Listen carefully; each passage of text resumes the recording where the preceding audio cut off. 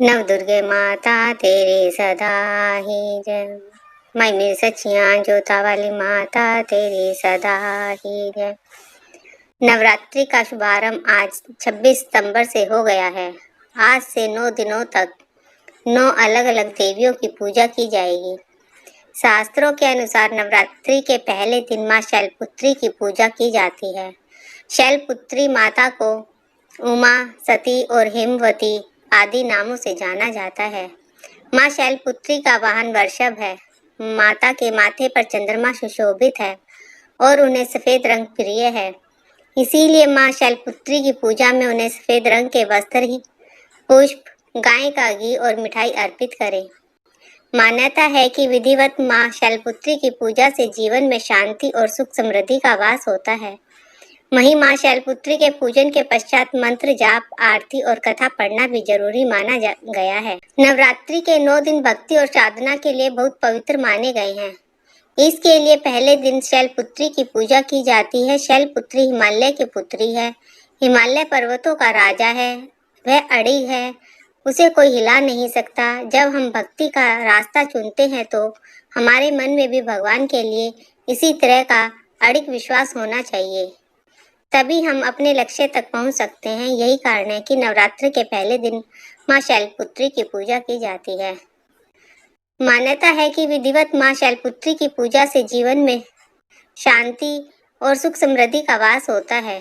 वहीं माँ शैलपुत्री के पूजन के पश्चात मंत्र जाप, आरती और कथा पढ़ना भी जरूरी माना गया है। तो आइए जानते हैं माँ शैलपुत्री की कथा। शैलपुत्री व्रत कथा।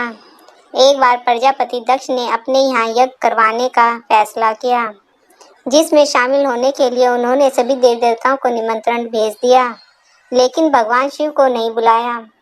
देवी सती भली भांति जानती थी कि उनके पास निमंत्रण जरूर आएगा, लेकिन ऐसा नहीं हुआ। वो यज्ञ में जाने के लिए बेचैन थी, लेकिन भगवान शिव ने उन्हें जाने से मना कर दिया।